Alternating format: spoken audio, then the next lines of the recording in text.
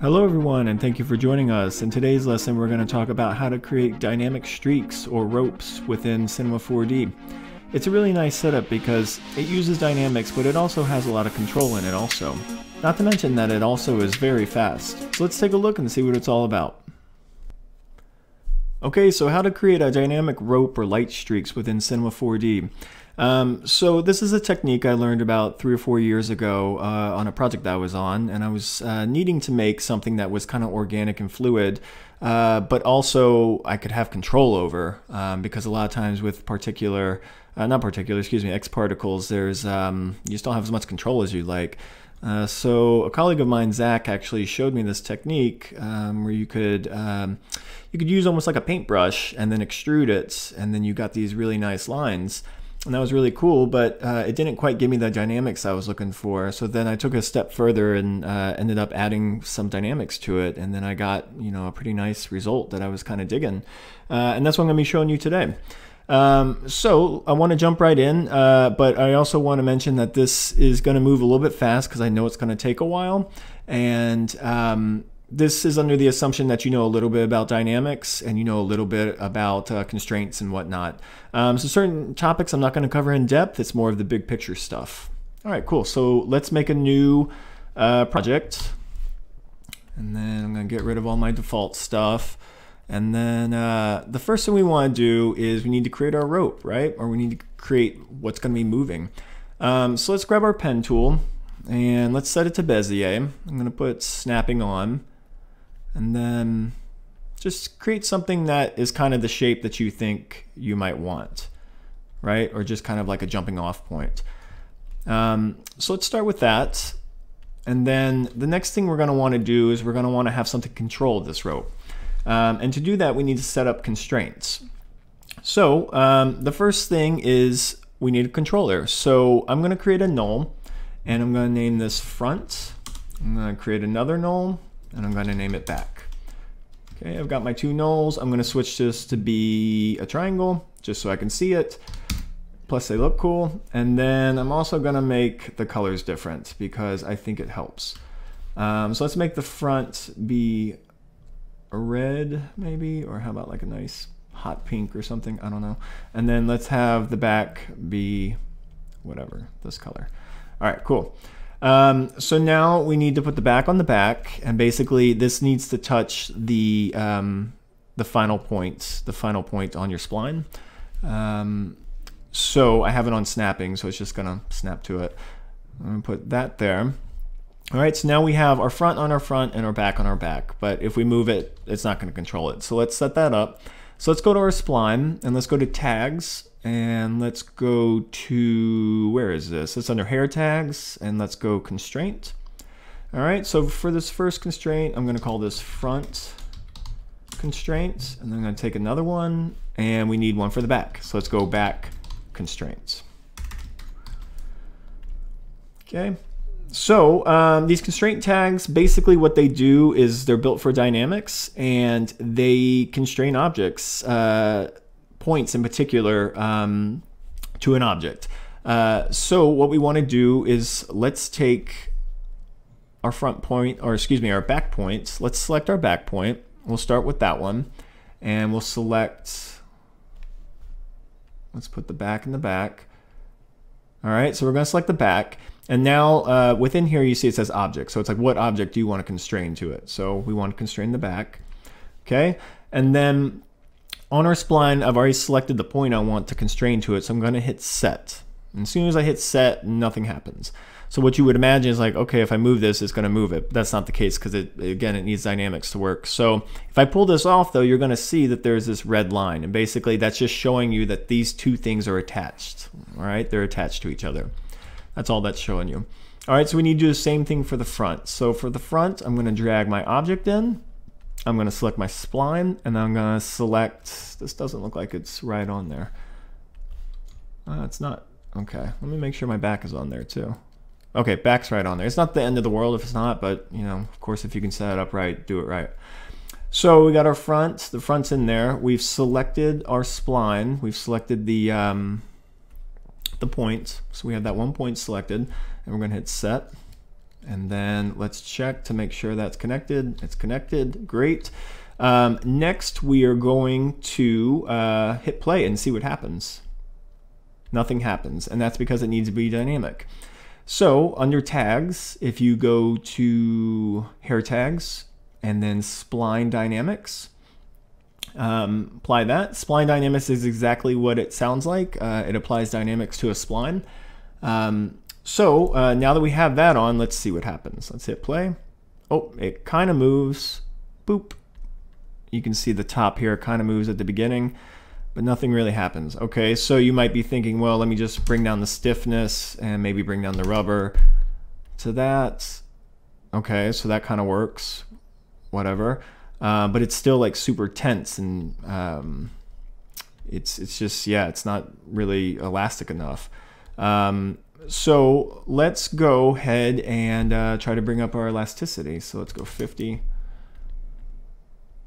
No, so none of that's working. And the reason why it's not working is because this spline doesn't have enough information in it. So if you've ever wrapped a cube around like a spline wrap and that spline had twists and curves, you've probably needed to up your subdivisions in your geometry. And that's exactly what we need to do here. So right now our subdivisions, pretty much we only have 3 points in here. So I've got, yeah, 3 points. So 1, 2, 3. So everything in between, there's just nothing, there's no information for it to deform. So we need to create that information. So I'm gonna go ahead and save this just in case I mess up. Good old saving to the desktop, Untitled 6. And let's go to Mesh, Commands, and then Subdivide. And then under Subdivide here, you have this little wheel, and this little wheel just basically gives you options. So we're gonna say 12. Should be a good number. Okay, and so you see what it does is it just creates more points along our spline. So let's hit play and see what happens. Oh, nothing happens. All right, so why did nothing happen? Let's go to our front. Why did nothing? Okay, so let's go to our, this is the back. So let's go to back. We obviously did something wrong. Oh, that's right. So okay, this is a good lesson. So the reason why we lost it is because now all of our points have changed, right? It created new points for us. And so now we actually need to reset these front and backs because these point numbers are different now. So we have to tell Cinema that. So let's hit clear, and then let's go to our back, and let's select our back, and we're going to hit set again. And then let's go to our front, and we're going to select our front, and we're going to clear it, and we're going to hit set. All right, so now we should have just reset those. Now, of course, you could have made these subdivisions first, but I wanted to show you the process and why it didn't work, as far as how taut it was, the rope. So now let's hit play. Okay, you can see that we have this weird smiley face that's happening, but basically what's happening is it's these two lines, or these two knolls are connecting, they're pinning down this object, this spline, but you're seeing that there's these weird ripples that are happening. The reason why that is because right now we have a Bezier spline. So if I select all these, you see we have all these handles that are happening here that are telling it every which way to go. We don't want that anymore. So we need to switch our type of spline now to be a B-spline. So let's go B-spline. And then B-spline is just basically interpret in between like nice smooth lines. That's pretty much what it does. Okay, so now we've got this, a nice clean line that's happening. All right, so this is a basic rope setup. You might have seen it before, and this is the first step of this. All right, so next what we need to do is we need to actually create some dynamics here. Let's create an animation of how this might actually work. So now that we have our controllers, you'll see that they're actually pinning them down. So what we can do is I can come here and just animate this front, and it's going to move along with it.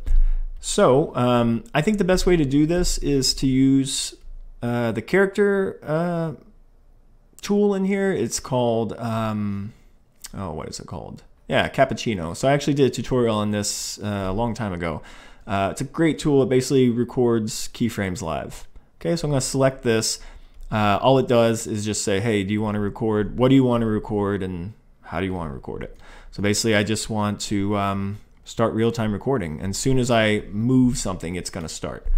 So I'm going to zoom out a little bit, and then oh, it looks like it just did it. All right, I'm going to zoom out a little bit, and then I'm going to start moving this. Oops. Hold on. So I'm going to start real time, and then I'm going to just move this.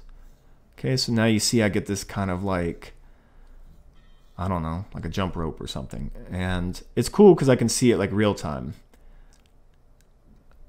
But it's kind of like dipping a lot. Why is it dipping a lot? Well, the reason why it's dipping a lot is because I think there's gravity on here. So let's go to our spline tag, and let's go to forces. Let's set the gravity to like 1 or something. That way it doesn't dip so much. So now you can see we get this kind of like, I don't know, it's just really dynamic, and it's just kind of this cool feature. And let's just say you didn't like the way you recorded your hands or whatever. You can just hit start real time again, select my front, and then I can just go a little bit smoother and kind of,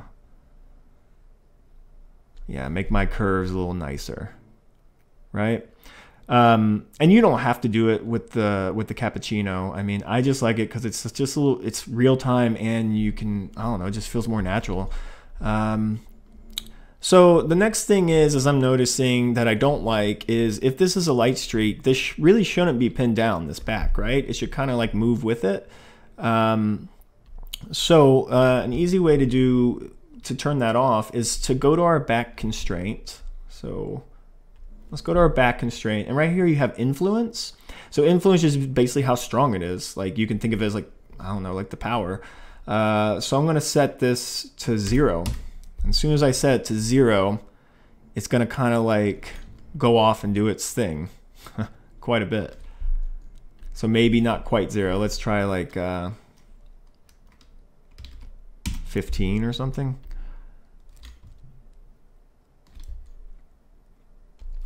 How about 1? Yeah, there we go. So now you can see it's like trying to stay with it. I'm sure if I went to the influence and set it to 0, and then if I went to my dynamics and put that, excuse me, my gravity and put that to 0, yeah, now it's kind of doing kind of what you would expect. But I like having a little bit of control, so I'm going to keep this gravity at 1, and I'm also going to set my back influence to like 10 maybe. I don't know. Let's see what happens. Maybe 20. Oh, wait a minute, I'm going the wrong way. 5.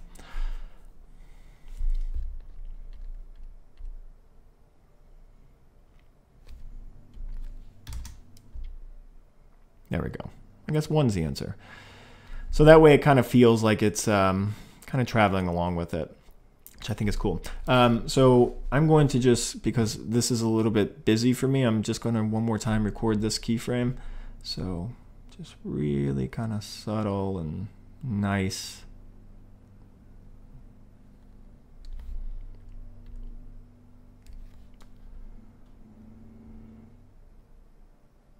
Oh, you know what it is? I have snapping on. All right, so I'm going to record this keyframe one more time here. It was trying to snap to the grid. That's why it was like so poppy, because they still had snapping on. All right, cool. So that's that. All right, so that's great. So we got like a nice dynamic rope that we can then, I mean, you can mess with this for hours, right? And have a lot of fun. And you should, because it is a lot of fun to do.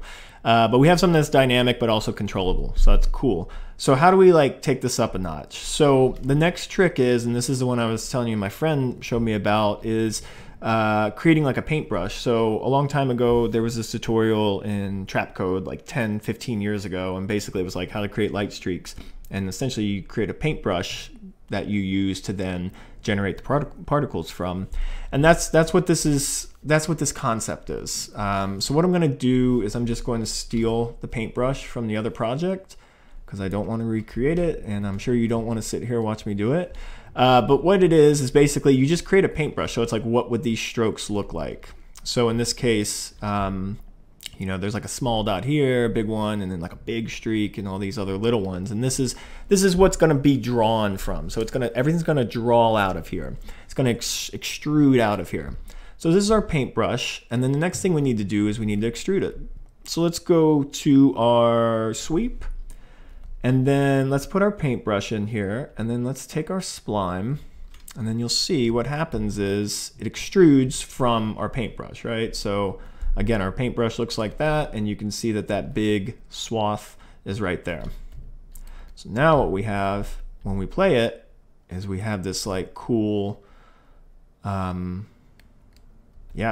shape that's happening, and you know, it's kind of infinite. I mean, you can do really whatever you need to. One thing I do want to do is the dynamics of this, I think, can be, let's see what I have. I had good settings in my last one. So my last one I had what, 10 and then 1 1. Okay, let's go. Oh, it drags even less. Okay, so maybe it's just, that's 1.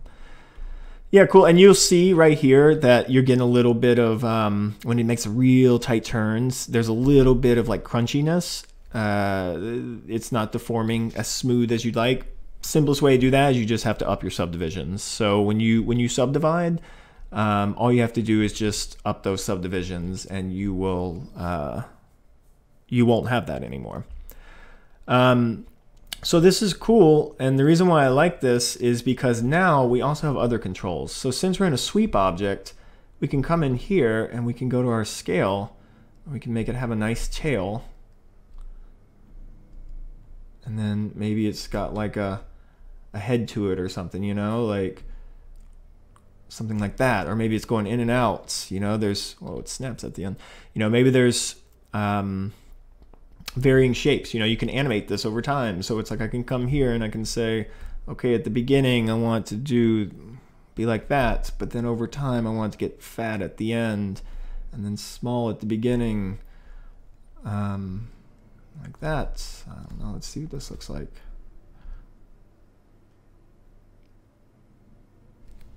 You know, it's pretty fun. So yeah, it's fat at the beginning, it's thin at the end. All right, so next, you can also do your rotation. So you can, same deal, you can have it rotate over time, which is kind of cool. Or you can just have it be straight up, just like that, which gives it even more dynamic, right? It just makes it feel like, I mean, it's almost like smoke, like as it's coming off. Like you could probably use this for smoke if you did it right. I think in my original project, it was like that. All right, so that's great. I'm kind of rambling here, but you can also, you can make it grow on, right? So, I mean, this is like so cool because again, we have dynamics, but at the same time, we also have all these like non-dynamic controls that are just like so valuable when you're really trying to get control of something. So now I can just have it kind of like come out from there. It can just grow out really quick, and then maybe it goes back in or something. You know, sucks back into itself. So you have these like, yeah, just really nice controls that you're able to do. And then sucks back in, and then maybe it goes back out. All right, you get the idea. Now again, my animation is not perfect. It's just for demonstration purposes, and there is some bending that's happening here that's not ideal, but that's all fixable. I mean, this is a demonstration, and the possibilities really are kind of limitless. Another fun thing I wanted to mention also is, man, so since it's dynamic, we can add effectors in here. So we can add, or like simulation effectors. So we can go to simulate, and we can go to particles, and we can add any of these to it. So let's add wind, right? So let's add some wind to it, and I'm going to turn it this way. Put it here, and then I'm just going to pump it up. Let's do like 100, and it's probably going to go nuts, but it's just so you can see. No, maybe I need more. Let's do 500. Oh, you know what it is? You have to go to your dynamics and forces, and then you need to say include, and you can just drag it in. Now it should work. Okay, yeah, now it's going nuts. All right, so let's put this back to like 50.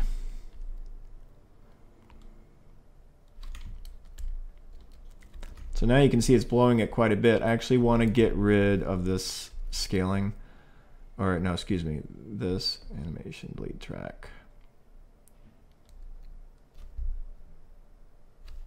And let's go 0. All right, so now you can see how it's gonna blow in the wind, right? And then if I really pump up this wind, like 100, let's see what happens. It's kind of like one of those guys at the car lots or whatever. Ironically though, it kind of took some of the dynamicness out of it. Maybe just put that down. Yeah, that seems to help. It was just like too wide. I'm gonna put that down even more. But man, yeah, the possibilities are pretty limitless. And so now you could have this like cool flowy thing and then, you know, render it like super cool depth of field. So yeah, this is pretty much it, guys. I hope that you enjoyed it, and I hope that this helps you, because I know that this is something that I was super excited to learn about. And yeah, if you have any questions, please let me know, and please share with your friends. And I will see you on the next one.